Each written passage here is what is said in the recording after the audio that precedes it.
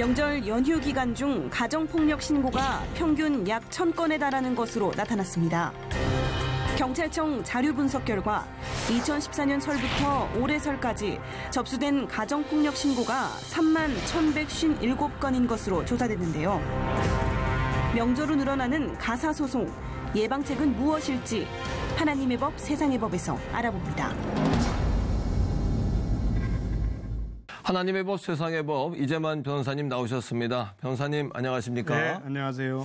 명절 연휴가 즐겁지 않은 분들이 이렇게 많다는 건가요? 정말 하루에 1,000건 이상, 평균 1,000건 이상 그런 소송이 접수된다. 네. 이런 이야기 듣고 깜짝 놀랐습니다. 네. 그 경찰청 통계에 의하면 최근 몇 년간 이제 통계를 냈죠. 연휴 중에 가족 폭력 신고가 하루에 평균 974건 정도가 들어왔다고 하는데 이것은 이제 매년 명절 연휴마다 평균 거의 1,000건에 해당되는 가정 폭력 신고가 들어왔다는 것이죠. 그래서 이 가정 폭력은 이제 2014년도에 그때는 이제 한 4,599건 정도가 접수됐는데 잠시 줄었다 2016년도에 다시 6,155건으로 급증했습니다. 그래서 지금 급증하는 그런 추세에 있습니다. 그렇군요. 네. 가정폭력이라는 것이 꾹꾹 참았다가 명절날 터진 것은 아닐 거고요. 평소에 이렇게 감정들이 많이 쌓였다는 이야기 같은데요. 예, 그렇죠. 이제 명절이라면 설 명절과 이제 추석 명절이 제일 크죠. 그러니까요. 근데 두 번밖에 없는데 그걸 못 참느냐 이렇게 얘기는 하겠지만 이제 특히 주된 이유는 명절 때 그 가사노동이 주로 이제 그 주부한테 집중돼 있고 그렇죠. 또 그로 인한 이제 동서 간의 갈등 또 고부 갈등 이런 것들이 이제 결국은 가정폭력으로 이어지기도 하고 이혼의 주된 원인이 되기도 합니다. 그렇군요. 그리고 이제 또 명절 때는 인척들이 이제 오랜만에 만나죠. 그렇죠. 그러면 이제 앞으로 상속 문제도 있을 수 있을 테고 그렇군요. 또 부모님 재산을 앞으로 상속될 때는 어떻게 할 거냐 아니면 생전에 어떻게 증여할 것이냐 이런 재산 문제에 대해서 서로 다툼이 있어서 이런 것들이 명절 때 오랜만에 만나서 이제 그 부분이 이제 폭발해서 결국은 가정폭력이 이제 더 많아질 수도 있고요. 근데 가정폭력이 이제 가장 우려스러운 것은 이 가정폭력을 이제 명절 때 한번 하다 보면 한번 폭력을 해보면 결국은 이게 습관화되고 이게 강도가 점점 커진다는 겁니다.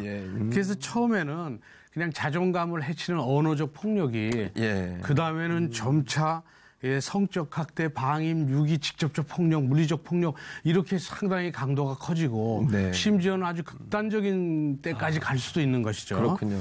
그리고 이제 제일 힘든 것은 자기를 지켜주는 가장 가까운 가족이 또 가족으로부터 이렇게 폭력을 받았다고 했을 때 그 피해자가 받을 수 있는 심리적, 정서적인 어떤 그 피해는 굉장히 심각해서 이것은 가정의 문제만이 아니라 사회의 문제가 될 수도 있는 것이죠. 그렇군요.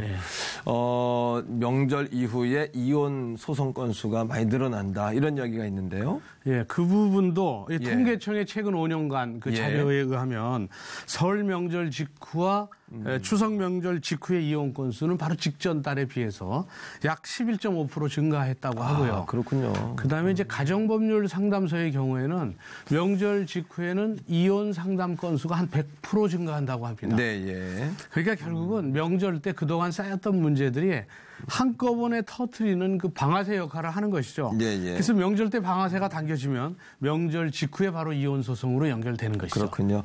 이제 가족별로 이제 명절에 스트레스들이 또 있는 것 같아요. 민감한 부분들이 있는 것 같은데 저희 아이도 이제 수험생인데 명절에 안 가겠다는 거예요. 왜 안 가겠냐 그랬더니 가면은 대학 어디 쓰냐, 또 언제 시험 보냐, 점수는 어떻게 나왔냐, 자꾸 물어보니까 안 가면 안 되냐 이런 이야기를 우리 아이가 할 정도니까 어떤 가정에서 취업에 대한 문제, 결혼에 대한 문제, 또 재산에 대한 문제, 형제간에 또 비교하는 문제 이런 것들이 굉장한 스트레스로 다가오는 것 같은데요. 그 명절 때 흔히 있는 얘기들입니다. 이제 어른의 경우에는 명절 때 이제 친척 조카라든지 이렇게 만나면 어른으로서 충고를 해준다는 입장에서 얘기를 하는데 예전에는 그 어른의 충고를 받아들였습니다.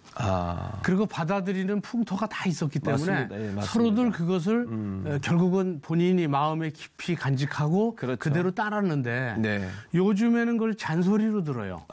그래서 그걸 스트레스로 느끼고 있습니다. 맞습니다. 근데 그 방법이 없어요. 지금 세대가 그렇기 때문에. 네. 그러니까 이제 오랜만에 만나서 얘기하는 잔소리로 너 살쪘다, 뭐 결혼 안 하느냐, 아이는 언제 낳을 거냐, 맞아요. 야, 취직은 맞습니다. 안 하느냐. 그리고 결혼도 네. 상대방을 하나 이렇게 선택해서 만나보라 이러면 되는데 네, 예. 그런 선택을 해주지도 않고 그냥 결혼 안 하느냐 뭐 이렇게 그게 이제 어른들의 어떤 충고라고 생각하는데 당사자는 잔소리로 듣기 때문에 그 점에 대해서는 상당히 배려를 해서 차라리 그냥 얘기하지 않는 것이 더 나을 수도 있는 것이죠. 그렇군요. 네.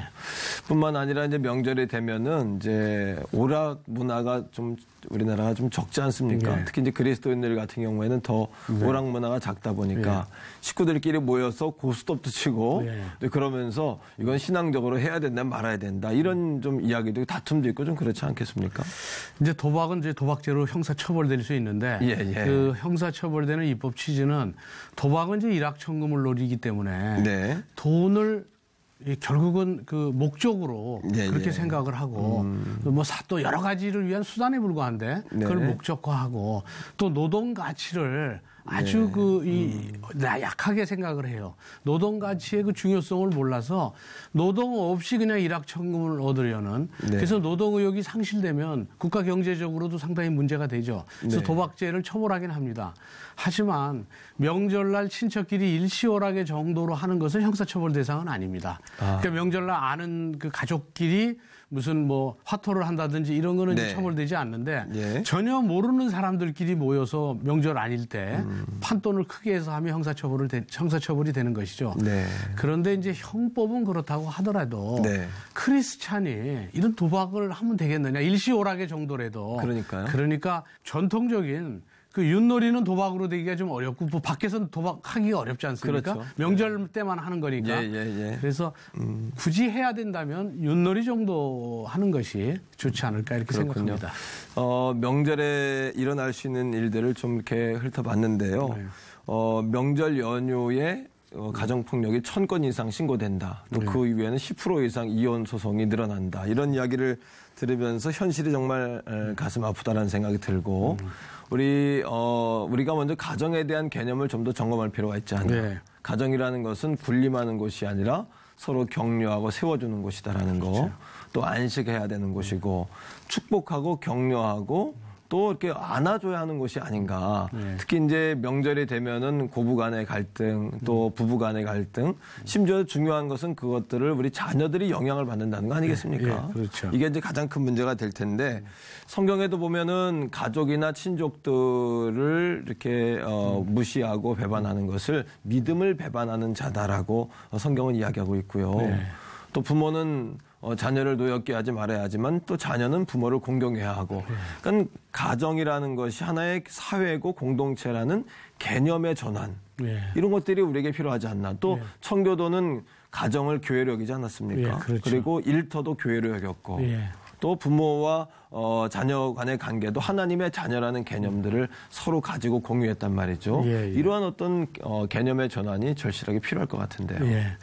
그러니까 이제 옛말에 수신제가 치국 평천하라 이런 말도 있죠. 되게 가정이 건강해야 사회도 건강해질 수가 있는 것이죠. 그래서 이제 건강한 사회에서 결국은 사회성을 가지면서 자녀들이 살 수 있도록 건강한 가정을 가지게 되려면 무엇보다도 이 가정이 건강해지려면 교회에서 또 크리스찬들이 부모와 자녀들이 영적인 눈이 떠질 수 있도록 이웃을 사랑하는 그 용서의 훈련과 교육에 신경을 써야 할 때라고 보는 것이죠. 그렇군요. 근데 가장 중요한 것은 이제 가정에서 일이 끝나는 것이 아니라 다음 세대인 자녀 세대에게 그것이 영향을 준다라는 것에 좀 우리가 경각심을 좀 가져야 되겠고요. 명절에 있을 수 있는 여러 가지 일들을 한번 나눠봤는데 이제 연휴에 반이 지나고 있습니다. 스트레스 없는 명절을 보내기 위해서 가족 구성원들의 노력이 좀 필요할 것 같고요. 지금까지는 명절을 준비하며 기대하며 살았다면 지금부터는 명절 이후에 삶을 좀 소망하고 상처받은 것들을 치유하고 각자의 일터나 가정으로 돌아갈 자녀 또는 고향에 계신 부모님들을 위로해야 되지 않나 이런 생각이 좀 듭니다만 어떻습니까, 변호사님? 그렇죠. 보면 이 명절 증후군 이것은 뭐 명절 2, 3일이 힘들다고 해서 생기는 것은 아니고 네. 이것이 이제 고부 갈등, 부부 갈등, 또 자녀와의 갈등 이런 여러 가지 문제들이 네. 그날 이제 폭발한 것이죠. 모여 있을 그렇죠. 때. 예, 맞습니다. 그렇기 때문에 이제 명절에 그런 어떤 갈등이 폭발하게 되면 그동안에 네. 서로 간의 소통에 문제가 있었던 건 아닌지 한번 점검하는 기회로 삼고 네. 그래도 문제가 해결되지 않는다고 한다면 네. 뭐 전문가 상담을 받는다든지 전문가의 도움. 또 목사님과의 상담을 받는다든지 네. 또는 교회에 있는 여러 부부학교, 자녀학교들이 있으니까 그런데 참여를 한다든지 이런 방법들도 한번 생각을 해보고요. 네. 또 하나는